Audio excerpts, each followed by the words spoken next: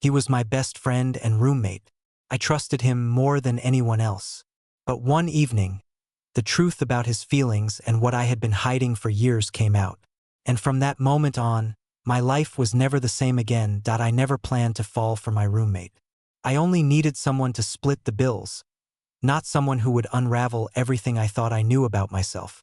But the moment Chris walked through that dorm room door, my life stopped being simple. We met through a mutual friend halfway into sophomore year.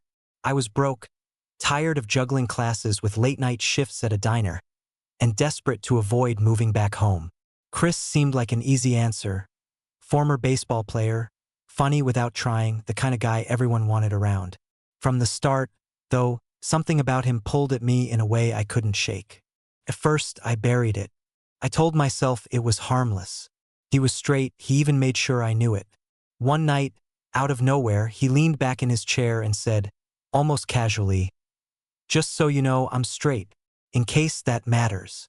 I laughed like it didn't sting. I told him rent was rent. But I couldn't ignore the coil of tension in my chest whenever he got too close. Living together only made it worse. He'd wander into my room to ask if I wanted food, sometimes barefoot, sometimes half asleep, acting like there was no line between us. He'd nudge me on the couch, drape an arm across the backrest behind my shoulders, call me pretty boy, with a grin like it was a joke. And every time I told myself not to overthink. Still, when the lights went out and I lay awake, all I could do was replay those little moments and wonder. The night everything cracked started like any other. Rain hammered the windows, the kind of storm that made the world feel smaller. We were sprawled on the couch, takeout boxes scattered around us, some forgettable sitcom playing. He was restless, tapping his knee, watching me more than the screen. Then he asked, too casually, "You ever hook up with a roommate?" I laughed, even though my chest tightened. "No. Why? Have you?" He hesitated. "Not with a guy." His voice was low, like he wanted me to miss it. The words hung heavy. My pulse jumped, but before I could say anything, he changed the subject, talking about some prank from high school. I should have let it go, but the pressure inside me finally boiled over. "You've been acting different," I said, cutting him off. He blinked. "Different how?" "Questions about who I date. The way you look at me. Don't act like it's nothing." He raised his hands. "I'm just being friendly. Don't make it weird." "That's not what it feels like." His smirk vanished. For a second, silence pressed down between us. Finally, I said it. "Are you hitting on me?" His jaw tightened. "I'm not gay. I never said you were." "Then stop twisting this into something it's not." He shoved off the couch, knocking a container to the floor. Maybe living together was a mistake. My chest burned. I stood too. "Then say it. Say there's nothing between us and mean it." He looked at me, breath sharp, fists clenched. "There's nothing." His voice cracked, and in that break, the truth bled through. He turned away, slammed his door, and left me staring at the empty hall, the storm outside matching the one in my chest. That night, sleep refused to come. I lay awake, listening for his footsteps, half hoping, half dreading. Hours passed, until finally, the faint creak of his door reached me. Barefoot steps. Then his shadow filled my doorway. "Chris." My voice was a whisper. He didn't answer. He crossed the room slowly, climbed into my bed, and lay facing me. No excuses, no jokes. Just his hand brushing against my wrist, trembling. "I can't keep pretending," he said quietly. His eyes searched mine, raw and terrified. "I don't know what this means. I just know I can't stay away." And in that moment, every line we'd drawn between us disappeared. For a few nights after that storm, I thought maybe we'd figured it out. Chris didn't label anything, didn't try to define what was happening, but he kept showing up. He'd fall asleep next to me more often than in his own bed. He'd let his hand linger on mine, kiss me like he was still learning how. Felt fragile, like we were building something out of glass, and I was terrified of dropping it. But it couldn't stay private forever. The crack came at a party. I didn't even want to go, but Chris insisted. "It'll look weird if we never show up," he said, tugging me along. Inside the crowded house, music thumped and people laughed too loud. For a while, everything was fine. Then a girl from his old baseball team pressed herself against him, whispering something in his ear. He laughed, slipped easily into her attention. I froze, watching him touch her arm like it meant nothing. Then I heard it, the words that gutted me. When someone joked that we were joined at the hip, Chris laughed and said, "Nah, Alex is like my brother. Definitely not my type." The group laughed with him. My stomach dropped. I left before the night ended, heart pounding, every step heavier than the last. Back at the dorm, I waited. He stumbled in an hour later, smelling of beer and adrenaline. "What's your problem?" he asked when he saw my face. "My problem?" My voice shook. "You stood there pretending I don't matter. Pretending I'm nothing." "It was just a joke," he muttered. "No, it was a lie. You think I didn't hear you?" He clenched his jaw. "I had to say something. You want me to out myself in front of half the campus. I want you to be honest." I shot back. "With them, with me, with yourself." His silence said everything. I turned away, but my chest burned too much to let it go. "Am I just practice? A secret you get to hide when it's convenient?" He flinched like I'd slapped him. "Don't do that," he whispered.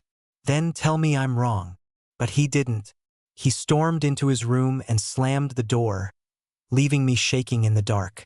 The fallout spread faster than either of us expected. By Monday, whispers were floating around campus. Someone must have seen us too close, heard too much. "Chris and Alex," people said in the cafeteria line, their voices sharp, curious. Some laughed, others sneered. I caught looks that made my stomach twist. Chris pulled away. In public, he walked faster, kept distance. At practice, his old teammates nudged him with questions, and he brushed them off with fake laughs. But I saw the panic in his eyes. At home, it was worse. He barely spoke. When he did, it came out clipped, defensive.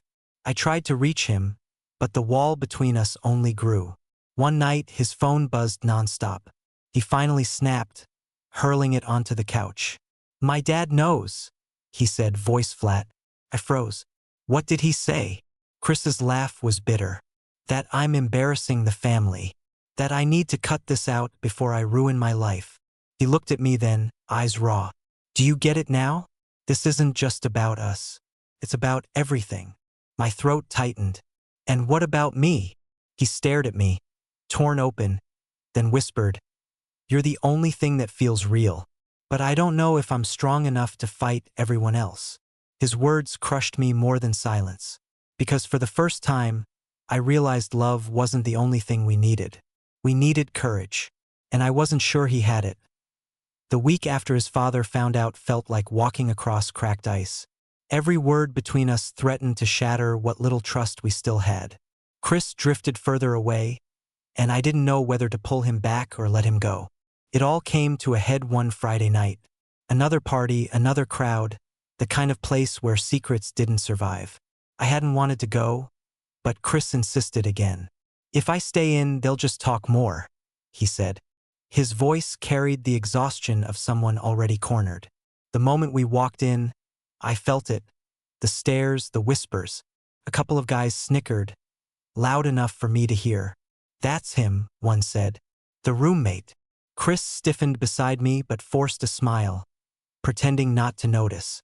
I wanted to leave, but he pressed on, weaving through the crowd like nothing was wrong. Then, as if on cue, one of his old teammates shouted across the room, "Hey, Chris, you and your boy coming as a package deal now?" The laughter that followed burned hotter than any spotlight. Chris froze. His eyes darted to me, then back to them. And in that second, I saw the decision forming. "He's not my boy," he said, voice sharp. "He's just my roommate. People need to stop making it something it's not." The room erupted with cheers, jokes, claps on his back. And I stood there, gutted, like the floor had given way beneath me. I left before anyone noticed the crack in my chest. Out in the cold air, I walked until my lungs burned. Chris caught up blocks later, grabbing my arm. "Alex, wait." I spun on him. Don't you dare." I had to. You didn't have to do anything. My voice echoed down the street. You could have stood there and said nothing. But you looked me in the eye and denied me. Denied us. He swallowed hard, face pale under the streetlight. You don't understand. They would have torn me apart. And what about me? I demanded. Do you think I'm not torn apart already? Do you think it doesn't kill me every time you act like I'm some mistake you're trying to hide? His silence was louder than any answer. I stepped back, shaking. I told you once I could handle the whispers. I could handle the stares. But I can't handle you betraying me to make yourself feel safe. He reached out, but I pulled away. Alex, please, he whispered. You're the only thing that makes sense to me. I just don't know how to be brave enough. Tears blurred my vision, but I forced myself to meet his eyes. Then maybe you don't get to have me until you figure it out. The look on his face was devastation. But I turned and walked away, leaving him standing in the dark, surrounded by a silence he'd created. That night, alone in my room, the truth hit harder than any rumor. Love without courage was nothing more than a secret, and I was done living in the shadows. The days after that night were brutal. Word spread across campus faster than wildfire. By Monday, it wasn't just whispers. It was open stares, smirks, and the occasional shove in the hallway. Some people didn't bother lowering their voices. That's him. That's the guy Chris denied. Must have made it all up. Chris barely looked at me. He buried himself in classes, in the gym, anywhere that wasn't our room. When we did cross paths, he kept it short, one-word answers, no eye contact. It was like we were strangers sharing walls. The isolation cut deeper than the gossip. Friends I thought I could count on drifted away. Messages went unanswered. In the cafeteria, I sat alone. Once, when I caught two girls laughing at me from across the room, I felt heat crawl up my neck. I left my tray untouched. Then came the worst blow, my own family. My sister called after hearing rumors online. Is it true? She asked, voice low, cautious. Yes, I said. I like guys. The silence that followed stretched until it snapped. I don't know how to explain this to Mom and Dad, she said finally. Maybe it's better if you don't come home for a while. Her words landed heavier than any insult from strangers. Meanwhile, Chris was drowning too. I heard him on the phone with his father one night, voice raw, trying to defend himself. I'm not. It's not like that, he said, desperation spilling out. The reply on the other end was loud enough for me to hear.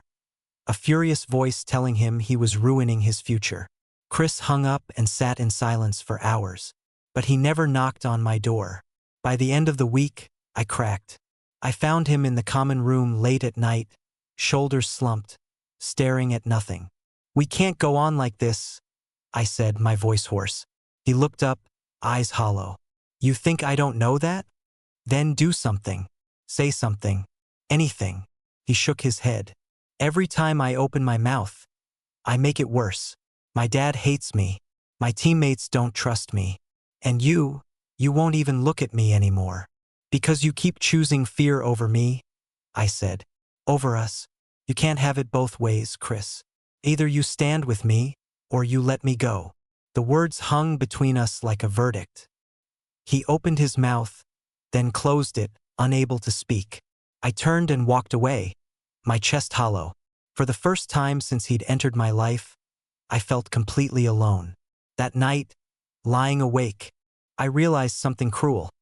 Sometimes the person you love most becomes the sharpest source of pain. And no matter how much you want to fix it, you can't do it alone. I thought that was the end. I braced myself to keep moving forward alone, to bury what we had under layers of silence. But life doesn't let things stay buried. Started small. A message from a mutual friend, one of Chris's old teammates. You should know he shut them down today.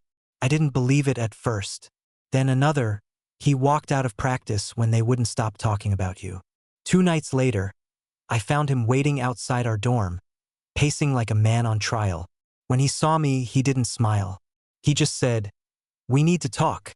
I almost kept walking, but the look in his eyes stopped me. "I've been a coward," he admitted, voice shaking. "I've let fear control everything. fear of my dad, my team, the whole damn world. But the only person I should have been afraid of losing was you. And I already did. I stared at him, wary. Words don't fix what you did. I know. That's why I'm done hiding. The next day, he proved it. We sat in the campus cafe, a place always packed with people. I expected him to keep his distance like before. Instead, he reached across the table and took my hand. Steady, deliberate. Conversations around us faltered.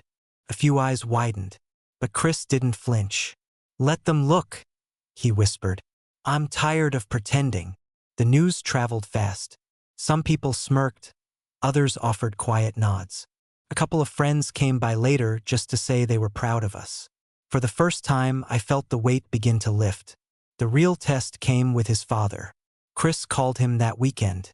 I listened from the hallway as the shouting began. Harsh words about shame and disappointment.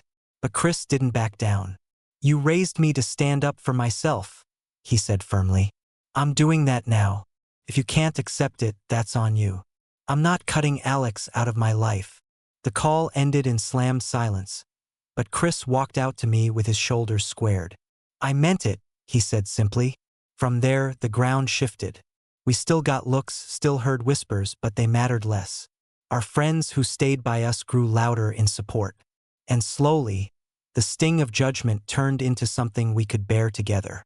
One evening, we were folding laundry in our tiny room when Chris held up one of my old shirts. He slipped it on, then crossed the room and wrapped his arms around me. I don't care how messy this gets, he said. I love you. For once, I didn't doubt. We didn't fix the world. We didn't silence every critic. But we chose honesty over fear, and in the end, that was enough. Because the worst betrayal wasn't the gossip, or his father's anger, or the campus stares. It was the lie he told himself. And when he finally let that lie go, we found something stronger waiting underneath. Love, not as a secret, but as the truth we were no longer afraid to live.